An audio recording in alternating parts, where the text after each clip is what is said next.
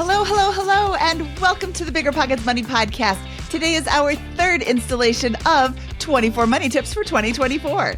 My name is Mindy Jensen, and joining me today is my financial mastermind co-host, Kyle Mast. Hey, Mindy, how are you doing today? I'm great. Kyle, how are you doing? I'm doing great. It's going to be another fun episode of hitting these tips and just plowing through them here at the beginning of 2024 to try to give people a leg up right at the beginning of the year with their finances. Yep, I am super excited. Let's jump in.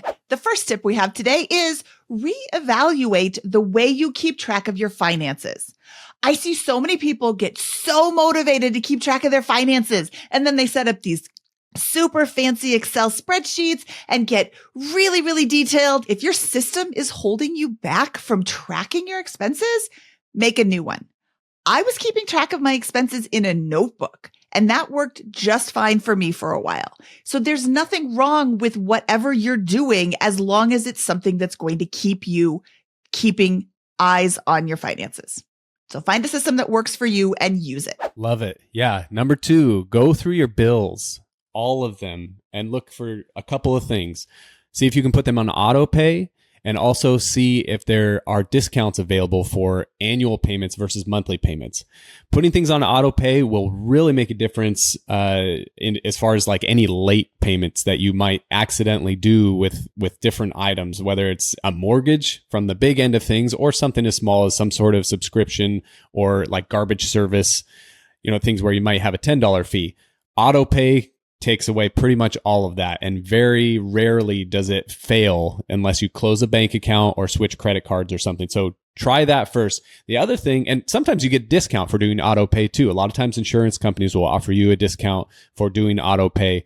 But the other thing is look at annual payments versus monthly payments. And I'm a huge fan. I'm not always an annual payment guy. If I actually look at the percent interest savings that it is, and if I can do better with that on some other sort of use of the money.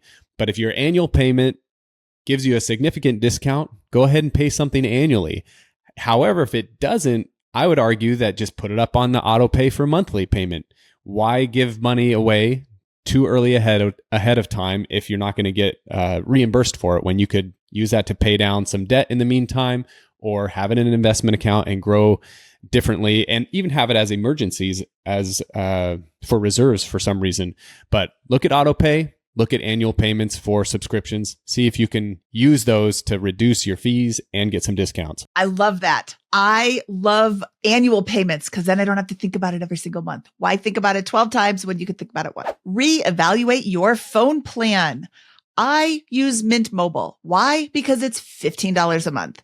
They have higher plans, more expensive plans for more data, but I never even use all of my data. Why would I pay $100 a month for the exact same service I get for $15 a month? So if you're tired of paying more than you need to, check out a new discount phone operator. I use Mint Mobile too. Go figure. My wife is on the $15 plan, but I have the unlimited plan. So when we're road tripping or traveling, and if we are going through data a lot faster, we can switch to my phone, or if I'm working on the road, I pay a little bit more, but it's still really, really reasonable. So great tip there. And if you do it with 2 people, you can kind of hack it a little bit more if you need some more data that you can share. Next one, happily spend money on what you love.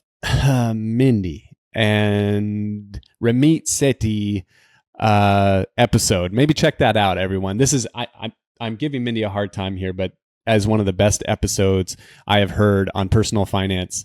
If you could check out what Mindy and Carl discussed with Ramit Sethi, it will impact you. So it might sound counterintuitive to spend money on what you love, but there does come a point where you need to focus on not just saving money all the time, not just living so frugally that you don't enjoy life.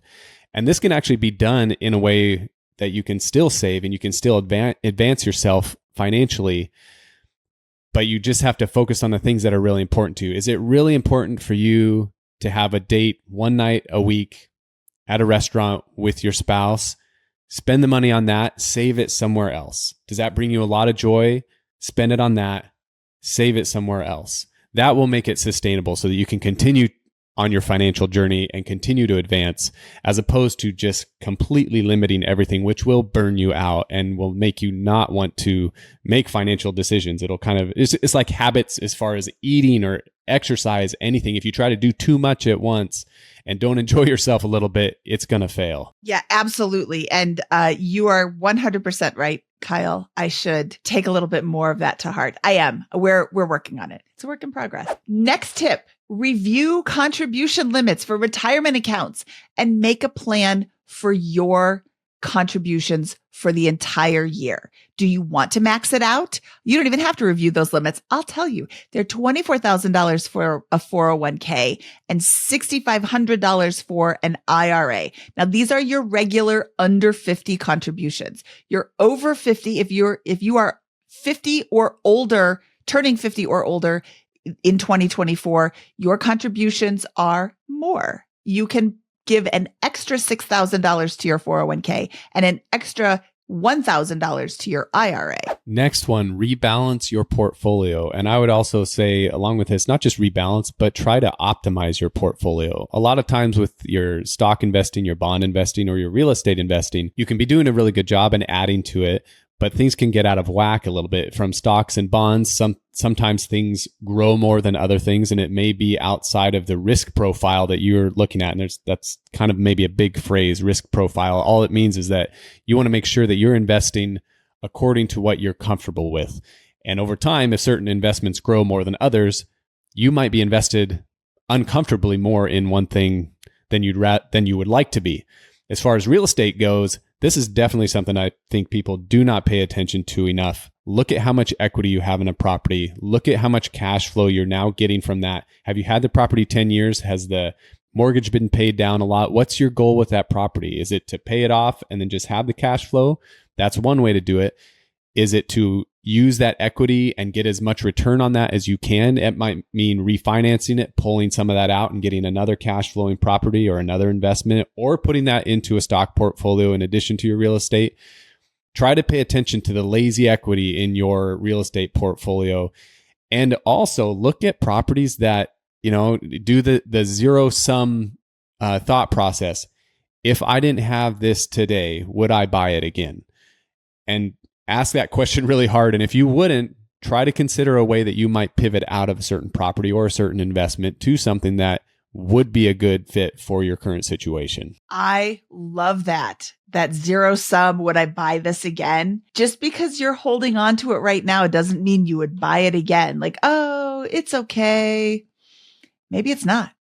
Maybe it's time to ditch that property. That's it for us today, but we will be back one final time giving 24 money tips in 2024 next Thursday. In the meantime, tell us your money tips in our Facebook group, which can be found at facebook.com/groups/BP Money.